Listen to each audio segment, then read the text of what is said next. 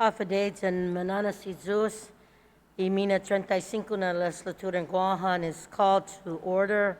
At this time, I would recognize Majority Leader Vice Speaker Nelson. You are recognized. Masi, Madam Speaker, I move to adopt today's legislative session agenda dated May 5th, 2020. A motion was made to adopt today's legislative session agenda. Are there any objections? Hearing none, motion carries. At this time, I'd ask my colleagues to please rise, and I kindly call Senator Mary Torres to lead us in prayer.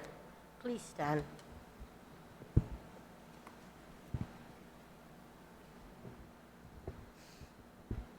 Kinaani Tata, Ilahinya, Zani Spiritu Santo, Amen. On this 5th day of May, as we assemble at this special session, I offer this prayer for all who are suffering in our community. It is written in 2 Corinthians verse 4, "We have troubles all around us, but we are not defeated. We do not know what to do, but we do not give up the hope of living. We are persecuted, but God does not leave us. We are hurt sometimes, but we are not destroyed. Heavenly Father, while we are blessed with many who unselfishly help others in need during this pandemic crisis, we have also witnessed the despair and hatred that preoccupies those whose trust is waning. Give us the courage, dear Lord, to not feel defeated through this health emergency crisis. Let us cherish life as a true blessing. Bestow your abundant blessings on our dear colleague, Senator Amanda Shelton, on her birthday today. May she be filled with her joy throughout the year. Cloak us in your mercy so that the spirit of Inafa Maulik, a value of community conciliation, will persevere through the challenging days ahead. O Jesusu Gaya Sinohami, umatuna itata zani lahinya zani Spiritu Santo, tagui tutuhonya zan pago zan siempre zani minay hinekok na haani. Amen. Kinaani tata ilahinya zani Spiritu Santo. Senator Torres, for the recognition of a recipient of Imiladan Mastaklu na Sacrificial, would Senator Regine Biscoli kindly lead us?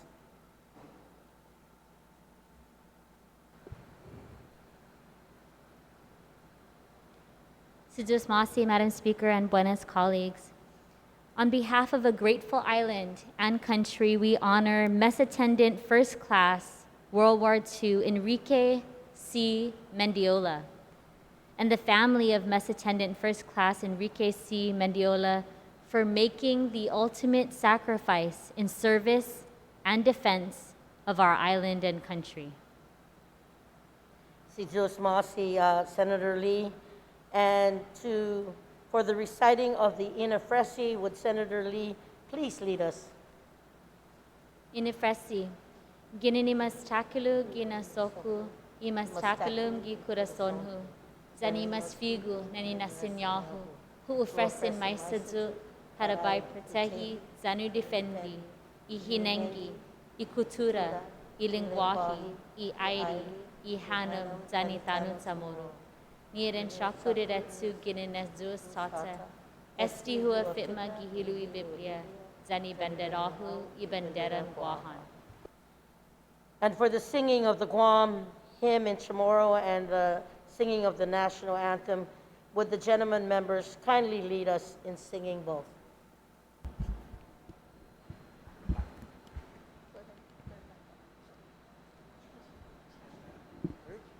No. Guam hymn first.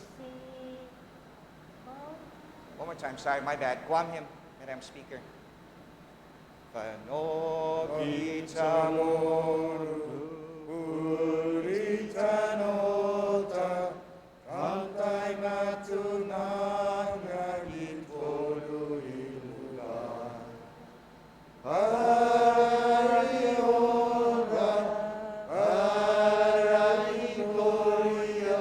Arriba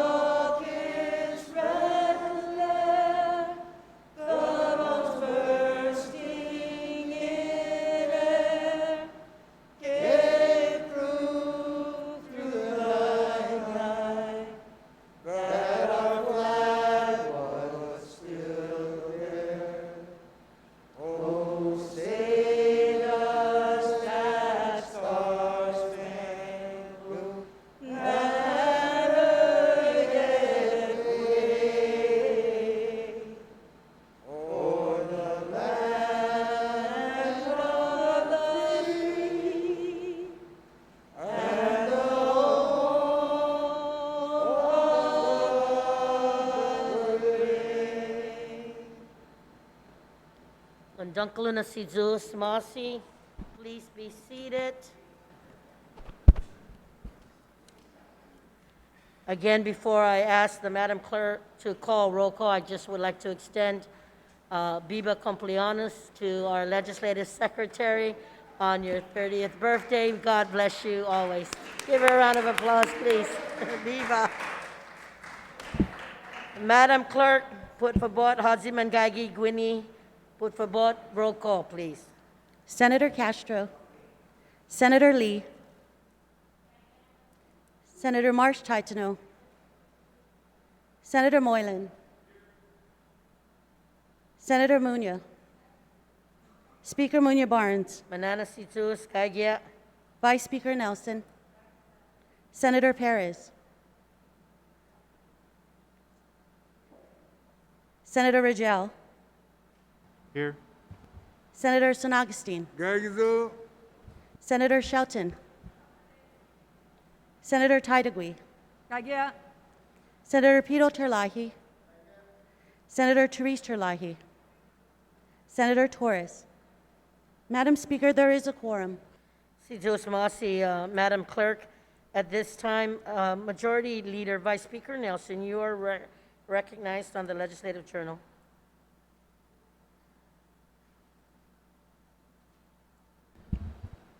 Susan Masi, Madam Speaker, I move to approve the Legislative Journal dated April 9, 2020, subject to corrections.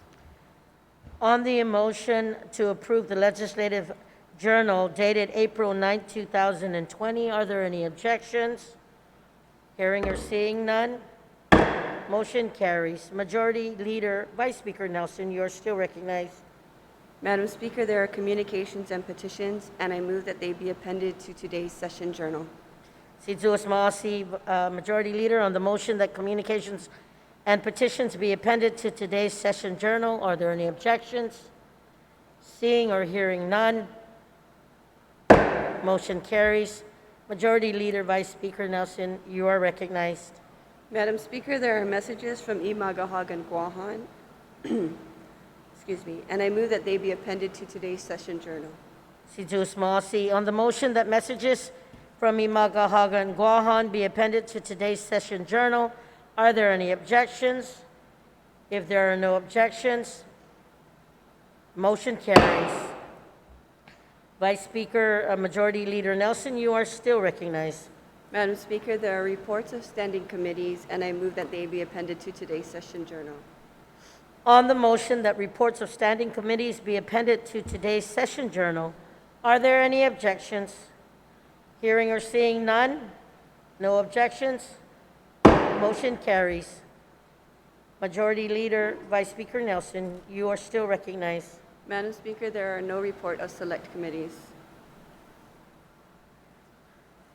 Thank you, Majority Leader. You are still recognized. Madam Speaker, I move that bills introduced, bill numbers 341-35LS through 344-35LS and 345-35COR through 353-35COR, and resolutions introduced, resolutions number 321-35COR through 324-35COR, be deemed to have been given their first reading. On that motion, are there any objections? If there are no objections, motion carries. Majority Leader, I do apologize. Senator Therese Terlaje, I will recognize you. We are in motions right now. Good morning, Madam Speaker, and thank you very much.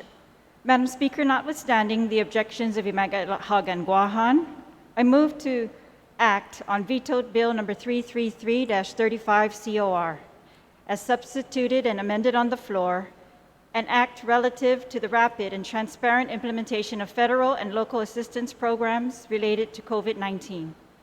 And I would ask that I be allowed to briefly speak on the motion, Madam Speaker.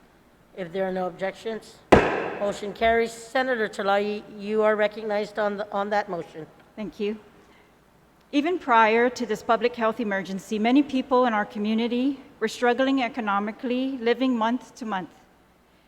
And now, 2 months into this pandemic, based on Department of Labor estimates, over 38,000 individuals are unemployed or furloughed. They've been waiting weeks for some economic relief and have to worry about how they will feed their families, pay their bills, or keep the roofs over their heads during this extremely stressful and difficult period. We cannot keep the community waiting any longer for relief and information from our government. Announcements made today indicate that good progress has been made on some of the agreements with federal counterparts to get relief out. And although there is still no firm timeline on when these payments will get into the hands of the people of Guam. This is great news, and I thank the Department of Labor, the Department of Revenue and Taxation, and others for their hard work in these efforts, Madam Speaker. This is why Bill number 333 is necessary, however, so that we can move forward with swift and transparent implementation of these programs. We need the administration to be more transparent regarding federal relief funds and their plans to help the community get through this public health crisis and economic disaster. It has been almost 3 weeks since all 15 members of this legislature united together to pass Bill 333 in a demand for increased transparency and accountability. This bill could have been signed on that day by the governor, but instead we are here weeks later to override the governor's veto and ensure that we receive timely reporting of expenditures, copies of agreements with the federal government, and swift implementation of these relief programs. Valuable time has been lost. In the governor's veto letter, she outlined several reasons the bill was vetoed. The first reason stated, and I quote, "A local statute commanding the executive branch to do what federal law already prescribes should not confuse these processes," unquote. I would argue that nothing in this bill confuses the administration's processes. What the bill does is requires the government of Guam to provide copies of agreements between government of Guam and the federal government. And while the administration is accountable to the federal government in relation to the stimulus funds, this administration and GovGuam agencies and employees are equally accountable to the people of Guam and must provide that same transparency at home. The second reason listed for the veto was the argument that some federal implementation plans cannot be published until final or may be confidential, and that the administration would provide any document the legislature wishes by requesting it or by FOIA, meaning we submit a Freedom of Information Act request to the government. The legislature, last time I checked, Madam Speaker, was a co-equal branch of government of Guam and should not have to FOIA the government of Guam to get answers. The legislature has been charged with fiduciary duty of checks and balances, direct oversight over all GovGuam agencies and services, policies, and appropriations. How the federal stimulus funds are allocated and spent is vital information that we need in order to ensure the proper allocation of local resources during this crisis. The legislature and the people of Guam should not have to beg for this information, and yet for the past several weeks we have sent countless letters, requested information regarding spending priorities for the federal relief funds. We've requested updates on the procurement of testing kits, ventilators, and PPEs, and a list of expenditures, other expenditures for COVID.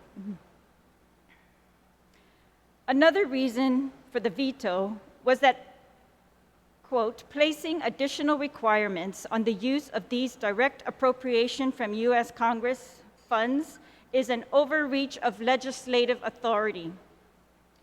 Bill number 333 does not place any additional requirements on the use of these federal funds. Bill number 333 could not and does not attempt to give the legislature jurisdiction where it does not exist. It does not appropriate or reappropriate restricted federal funds or dictate where the priorities are for already directed federal funds. Bill number 333 merely mandates the government of Guam agencies, employees, elected officials report on the expenditures of these funds 20 days after they have already been spent. That is reasonable, Madam Speaker. And I cannot stress enough how vital it is for the legislature to do that information, how vital that information is for the legislature to do its job of ensuring critical government of Guam services, ensuring access to the public, setting budgets, priorities, and policy for the agency and the employees. In summary, this bill simply does the following things. It requires transparency for expenditures and agreements made by the executive branch. It removes legal impediments to quick distribution of cash assistance and unemployment. It allows for the reassignment of government employees to expedite tax refunds, cash assistance, and unemployment checks. It provides a mechanism that could relieve employees from tracking down their employers for this unemployment program. I have said this many times in this session hall and out in the community, that transparency and providing information to the people of Guam is the only way we can make the government of Guam more trustworthy, more efficient, more responsive to the needs of the people. And it is particularly essential during a public health emergency that the administration and the government of Guam is honest and upfront about its plans, its challenges, and its priorities.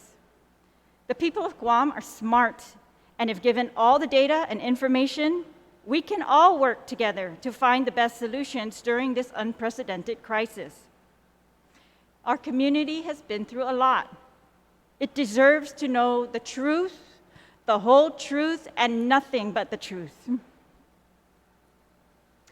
I want to thank my colleagues for previously supporting this measure, and I ask them again to stand with the people of Guam to support the override of vetoed Bill 333-35. Buen Pubetsu, Senator Terlaje, and at this time, I'm going to recognize Legislative Secretary Amanda Shelton.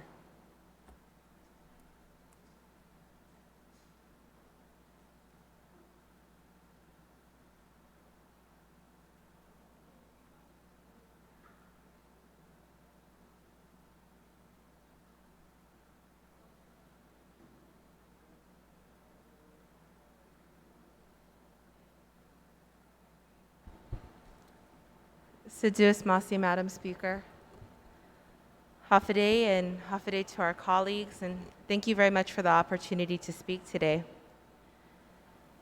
It's absolutely unfortunate that we are here today to vote to override this veto for a bill on transparency. It is unfortunate that during an unprecedented time, in a time of emergency, that we first needed to pass a bill on transparency, that the bill was vetoed, and we are back today for an emergency session to override the veto, to show the people of Guam that we also know and believe that transparency is needed today. This is all unfortunate because ours is a government that at its very core, at its most basic grassroots, is founded on trust. There is no doubt at this point in time, there is a lack of trust.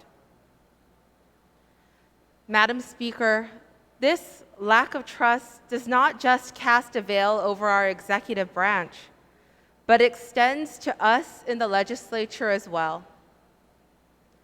And this lack of trust could not come at a worse time.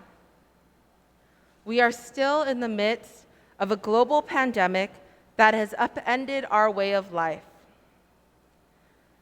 Now, prior to coming into this emergency session, I read and reread and reread this bill.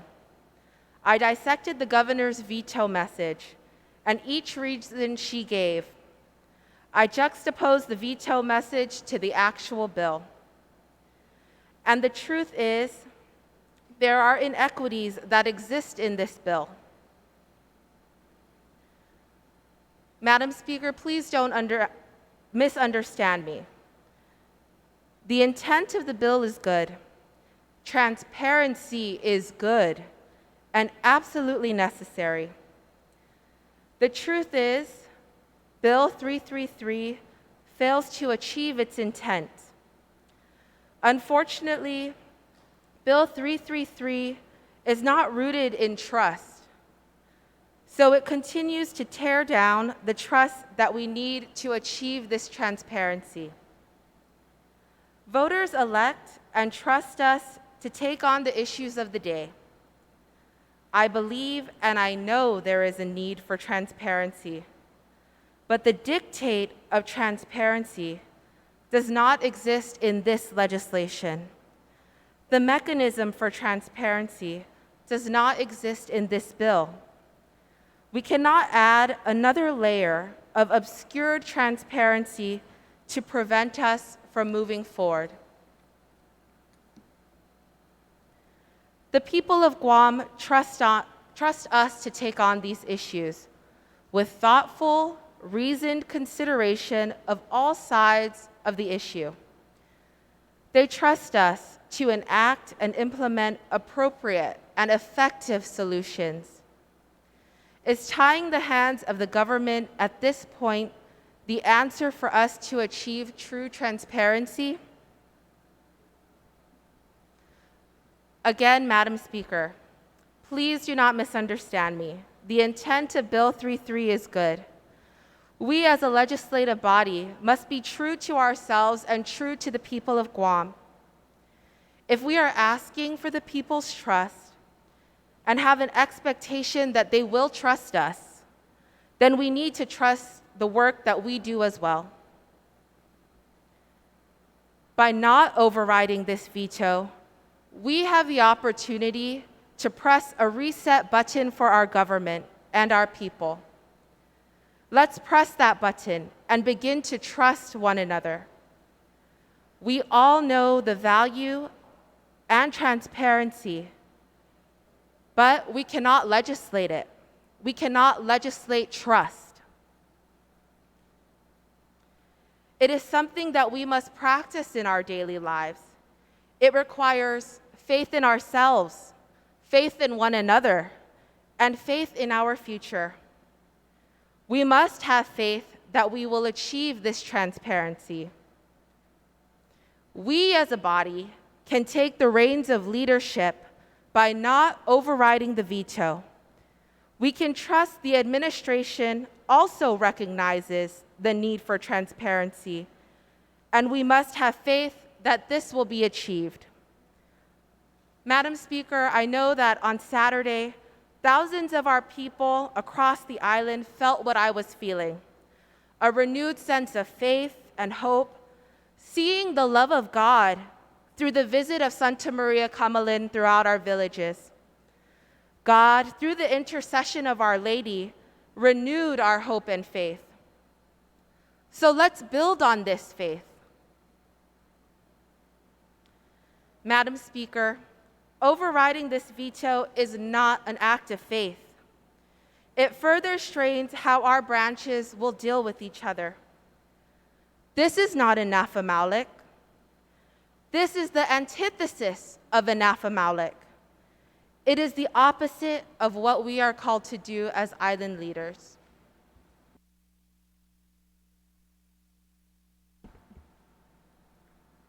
Situs Masi Legislative Secretary, Senator Regine Biscoli, I will acknowledge you on this veto. Madam Speaker, just a request for a brief recess. Thank you. We are in a moment's recess.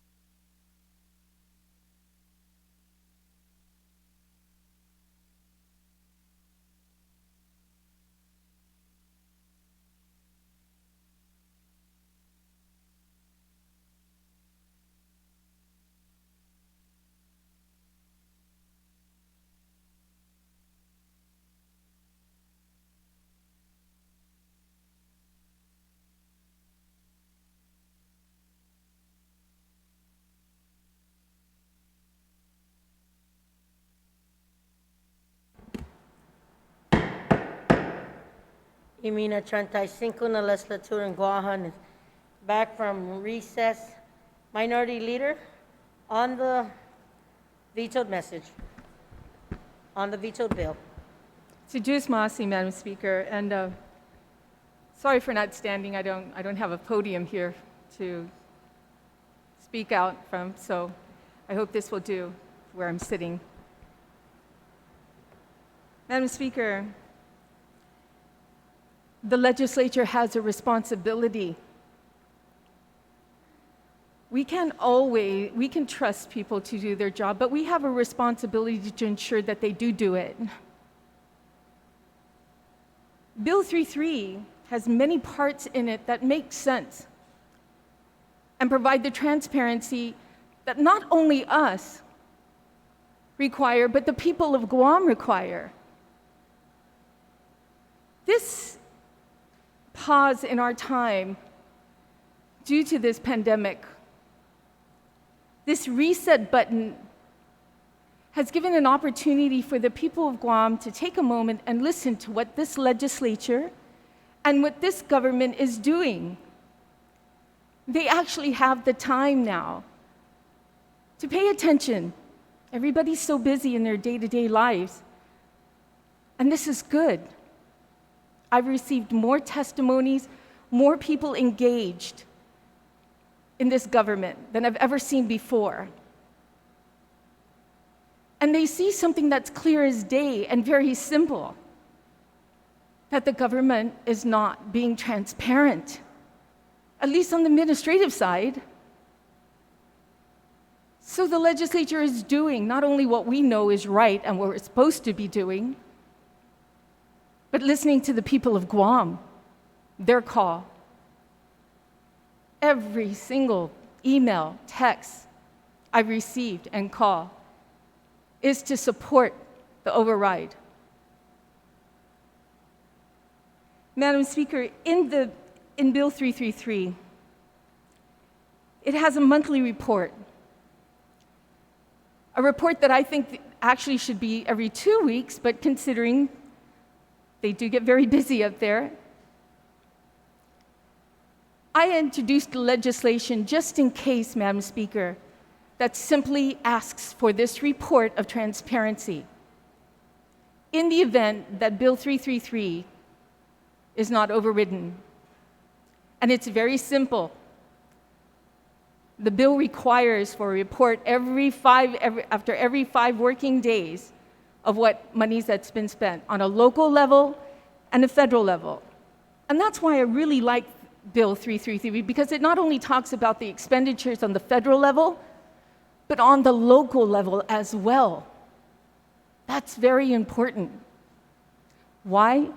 Because we don't have the federal money with us, it will get reimbursed. But what are you doing with our local money right now? Bill 33 in Section 7 says exactly that.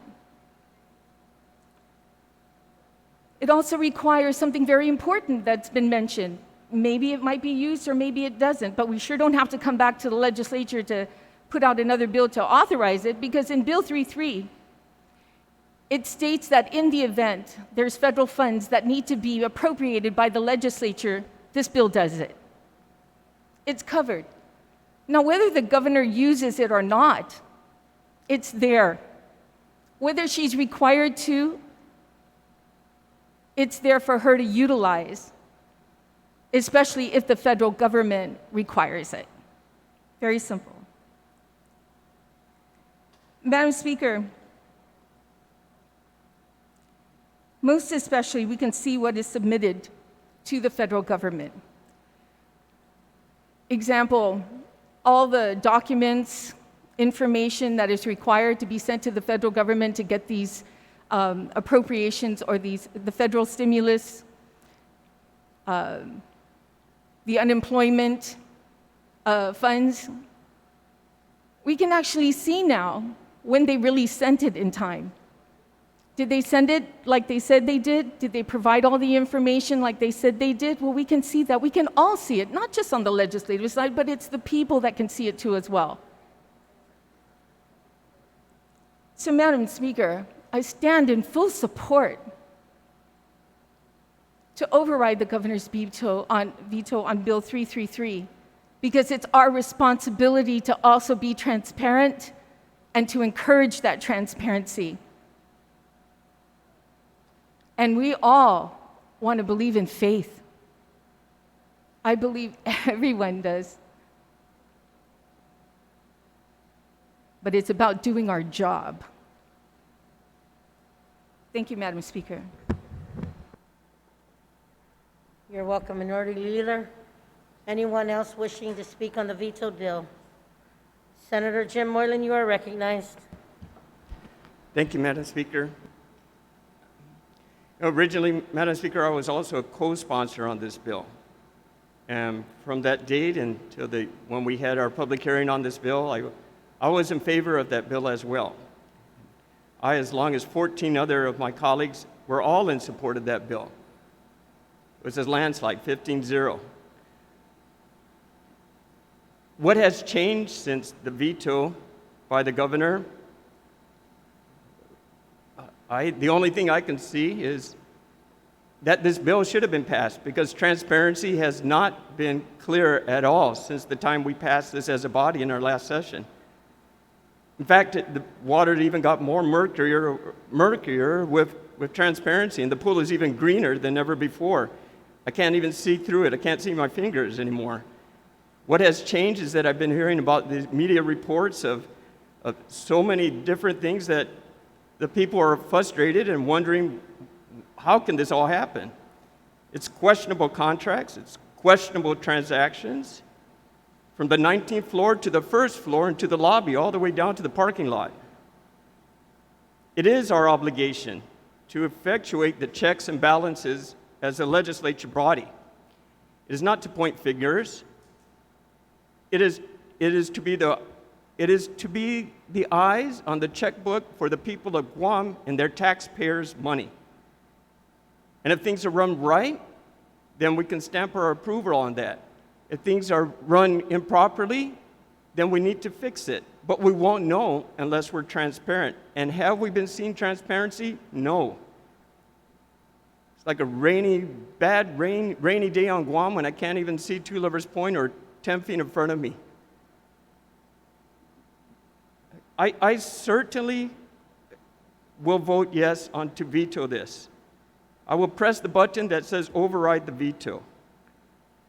And I hope for my colleagues that they do as well, because what has changed since the time we passed this unanimously into law, or wishing to pass it into law? I thank you, Madam Speaker. You're welcome, Senator Moylan. Anyone else on that? Senator Sabina, you are recognized. Thank you, Madam Speaker. I rise in support of Bill 333 and the override. I think as part of ANAFA-MALIC, it is our obligation to ensure that the money, taxpayers' money, is spent wisely and fiduciary responsibly. And, you know, we are in the midst of this, ever since the pandemic, there's been this veil of secrecy of what is happening. And part of the reason probably is that some rules change along the way. We were waiting on the guidance from federal agencies to come down. And I think really we need to embrace this idea of transparency from all levels of government. And supporting this bill is just another way to do that, in addition to what the administration can do. Really, you know, the embracing transparency is really what we need to do in the road ahead when it comes to spending taxpayers' money, when it comes to testing, and ensuring that what we receive is accurate. I don't see anything wrong in ensuring accuracy in how we do our business in government. And once we can prove this to the community, we will receive their support, which is gold. It's golden to combating this disease. So I don't think, you know, I think this is part of our obligation, and it's part of our ANAFA-MALIC, that we are ensuring this money is handled wisely. And this is taxpayers' money, and we need to ensure this, that we carry this out. with the utmost care and responsibility. I think that is honorable. It's an honorable thing. And it needs to resonate with all levels in our government. Sizuas Masi. Buen provecho, Senator Perez. Anyone else wishing to speak? Senator March Taitzno, I will recognize you.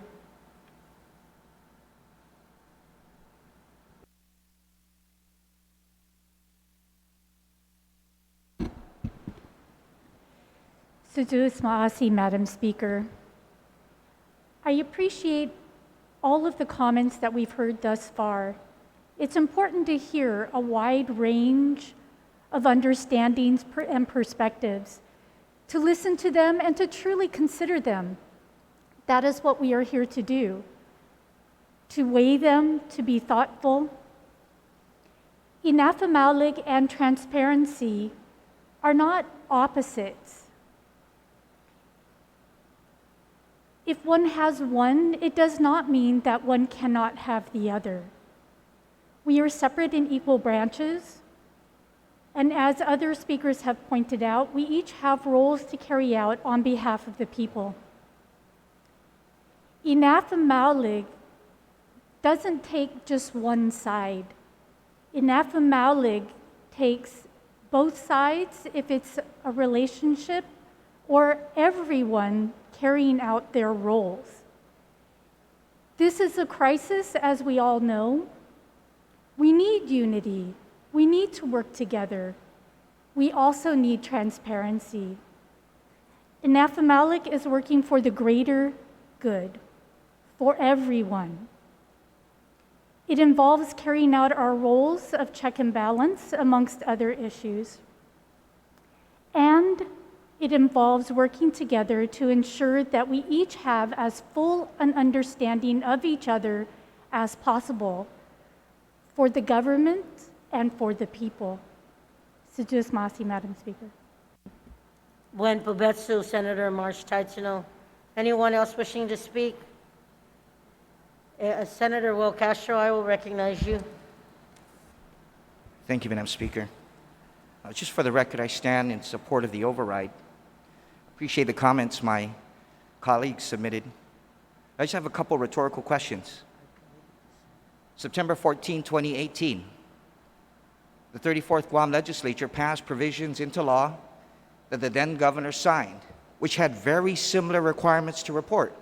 As a matter of fact, the reporting requirements were for both local and federal funds, Madam Speaker. As a matter of fact, it says within 5 days upon the transfer of any local funds, in support of the typhoon that has wreaked havoc on the community, within 5 days, that report was to be submitted to the Speaker. And then there was a closeout report that had to be submitted 60 days thereafter. And so I'm sure some of my colleagues are wondering, well, that was the local side of the House. We're hearing that perhaps this might be overreach into the requirement that the chief executive submit a report for the use of federal funds. Then I remind this body and those who continue to serve the people of Guam as a senator that the very same 30-day reporting requirement was required of FEMA monies. Upon 30 days from the receipt of FEMA monies for reimbursement, the executive branch was to submit a detailed report of all expenditures, to include procurement activities, Madam Speaker, to the Speaker of the Guam Legislature. You know, Madam Speaker, I just also want to say for the record that I do trust the governor. I trust her intent is good. I trust her heart is good. I trust her religiosity is on point.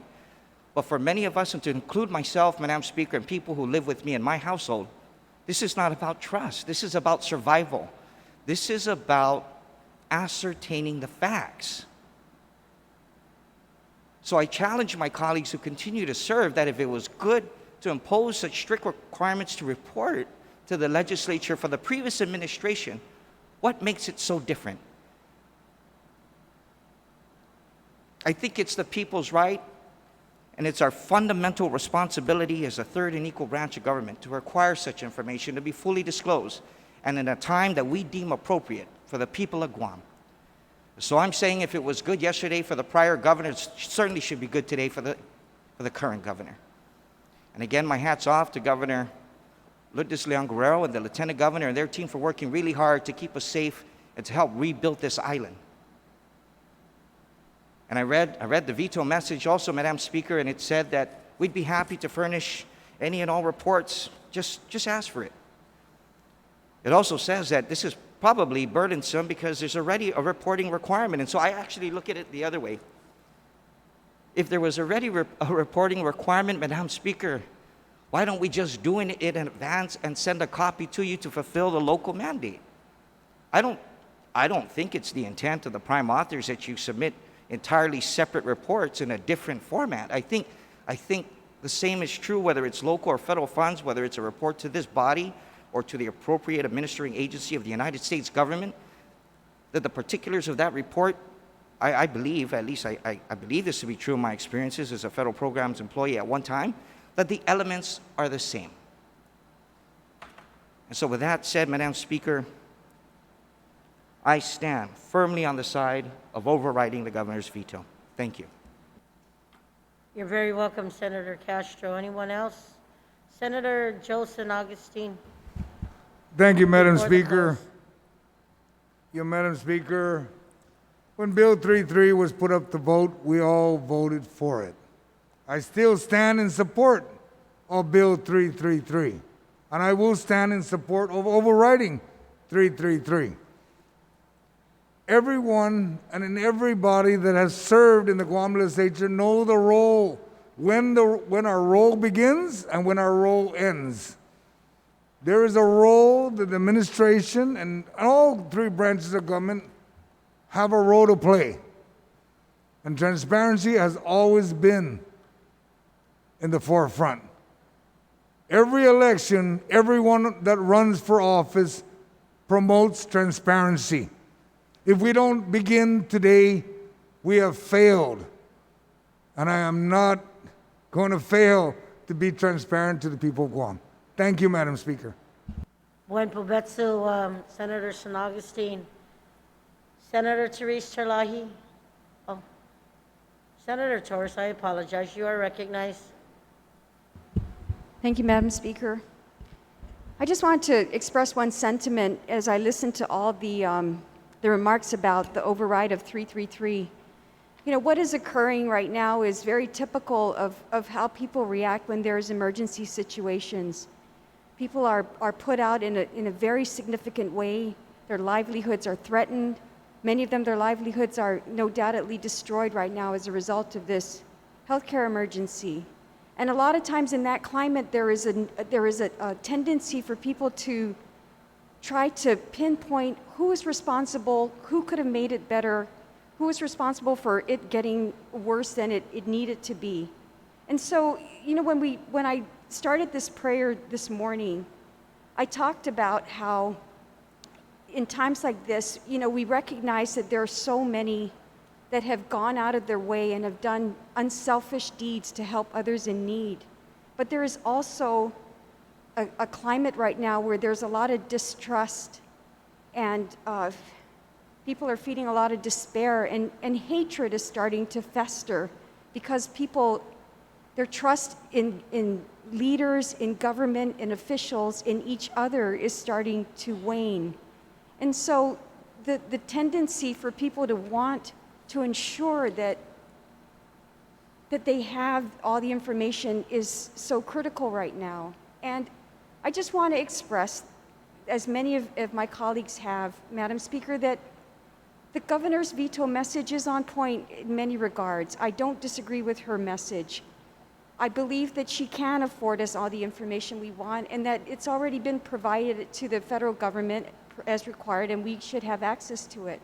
But I think that there's also, amongst the people in the community, there's this need to know that what we are doing is in the best interest. Have we maximized the dollars in the most prudent and reasonable way to truly help people who need help, or to make it better, actually, spread it out the best way.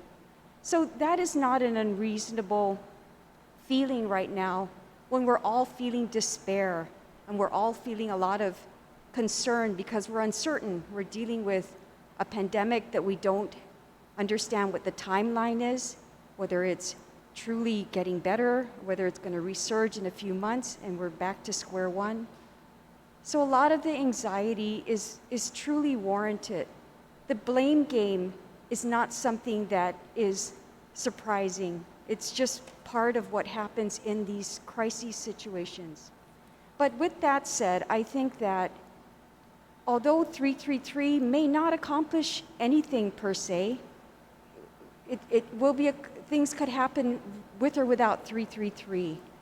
333 might not compel the governor to do something that she wouldn't already do. But I think the one value to 333 that I think is worth an override is that it at least demonstrates to the community that we are going to go the extra mile to give you the assurance that things are being done in order, that what you need to know will be provided, the information will be there. Because there's not much else you can do but reassure people when they are so put out. And we're all feeling it. There's a slogan right now in the mass media that we're all in this together. And truly, we are all in this together. This health emergency crisis has affected the globe and has not discriminated on who is affected. We're all affected in some way, some worse than others. But I think the most that we can do for our community as policymakers is show them that we are sensitive, we are responsive, and even though these things may not even, we don't know that this Bill 333 is really the catch-all, but it at least gives that one layer of reassurance that many people in the community are crying out for. And I think in times of crises, you know, we do need to go back to the sentiment of and the value of Inafa Malik. In my opening prayer, one of the things that I'd asked for is that the Lord cloak us in His mercy so that the spirit of Inafa Malik, a value of community conciliation, will persevere throughout the challenging days ahead. And quite coincidentally, many of us here evoked that Inafa Malik sentiment. That's truly what we're trying to do here. So I just want to say that it is not unwarranted how we're feeling and how we're reacting, and that while there is, as I had said before, these are the best of times, these are the worst of times. We have seen the best in people come out. We are seeing now the ugly side of hatred and blame and despair that is also festering. But that's not to say that we can't at least give one added measure to people to say, you are being heard, and we want to inform you as much as possible so that you can have some restoration of peace of mind, if anything, peace of mind, knowing that while we are all in this together, we will at least have a clearer picture of what is being done across our nation, across our local community, and across our leadership. So, Sizus Masi, I just want to express that. Thank you. Buen provecho, Senator Torres. Anyone else? If not, Senator Therese, you may close.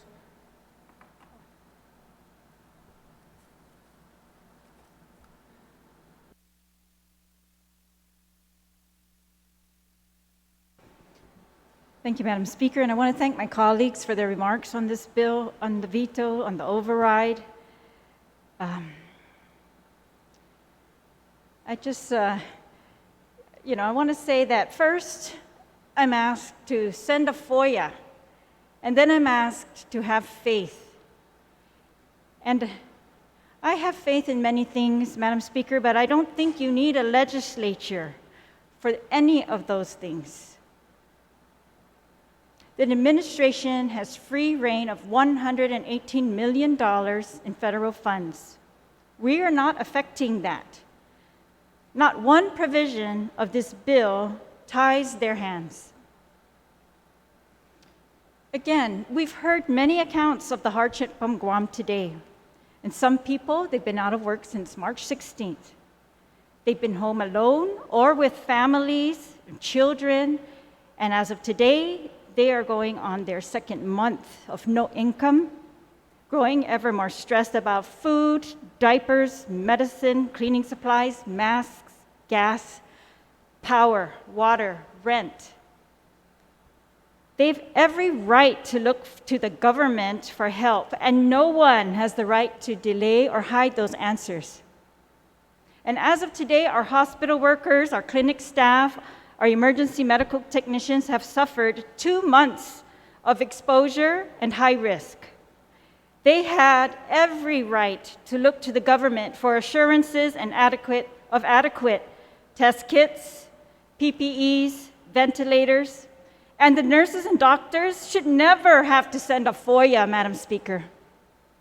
And in the middle of a health emergency where this equipment means life or death for these frontline workers, for our manamko, our diabetic and heart patients, how much equipment we have should be made known every day and in every household. Today, small business owners continue to worry whether years' worth of financial investment, their goodwill, their reputation will survive an 8-week freeze from their customers, increased restrictions on reopening, and customers without extra cash to spend. They have every right to look to the government for answers as to how to help their employees, how to avail of aid to rebuild, and any other answers that we can give them, Madam Speaker. All sections of this vetoed bill are aimed at getting aid to the people of Guam in most need as fast as possible. The vetoed transparency and accountability in this bill challenges us in the legislative branch to stand up and do what the people of Guam put us here to do, to check and balance through an override of this veto. This is the reset button. This is not blaming, it's not personal, it's our job, and it's how we restart building trust, Madam Speaker. And standing up for transparency and checks and balances will ensure that our government responds quicker, becomes more fair, more efficient, more productive. And again, it is the only way we are going to foster trust when we need it most in the face of additional health and safety threats requiring swift action by all of us. And as we face drastic loss of local revenue, forcing cuts in services and additional hardship, I thank the people of Guam for standing up and standing together to demand transparency and checks and balances, Madam Speaker. And I stand with them. Sidusmasi. Buen Pubetsu, Senator Terlaje, on the motion to place it into the voting file. Madam Speaker, yes, I reiterate my motion to place vetoed bill number 333 in the voting file for action, notwithstanding the objections of the governor. Once the motion to place vetoed bill in the voting file is disposed, I would also like to make another motion to immediately proceed to the voting file to vote on the override. I will go on the first motion. Are there any objections? Hearing none, motion carries. On the second motion to vote on the veto bill, to override the veto bill, notwithstanding the objections of Imagahaga and Guahan. Yet notwithstanding the House rules, Madam Speaker, I move to go to the voting file immediately to act on the veto bill number 333-35. On that motion, without any objections, motion carries. Madam Clerk, please.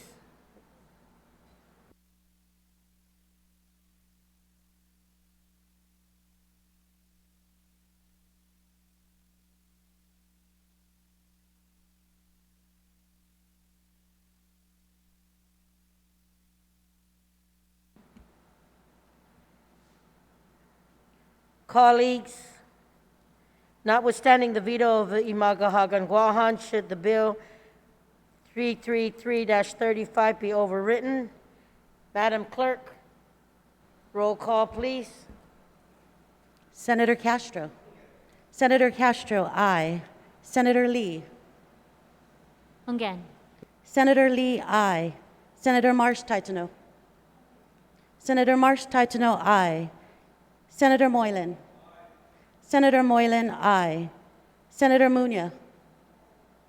Senator Munya, aye. Speaker Munya Barnes. Again. Speaker Munya Barnes, aye. Vice Speaker Nelson. Vice Speaker Nelson, aye.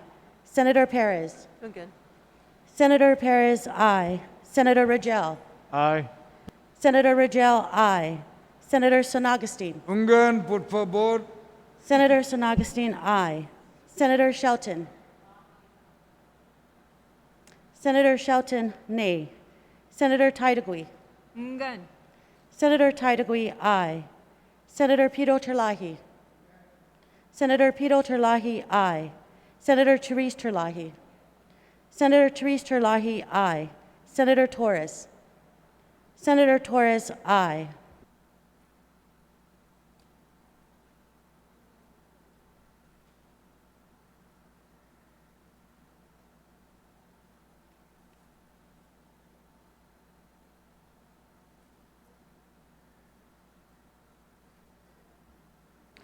Ve-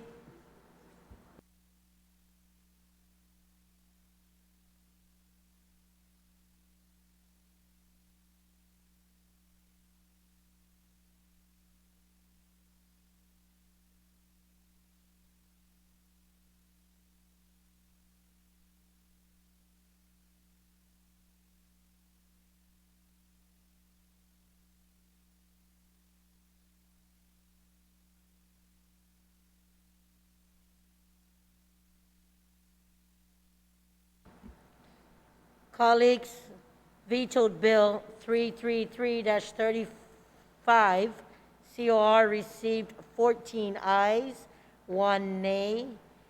Vetoed Bill number 333-35 COR is passed and overwritten, notwithstanding the veto of Imagahagan Guan by this body.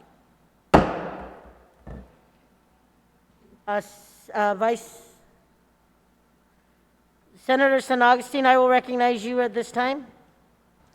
Madam Speaker, I move that we recess until 2:30. On the motion to recess, we are in recess to 2:30 this afternoon.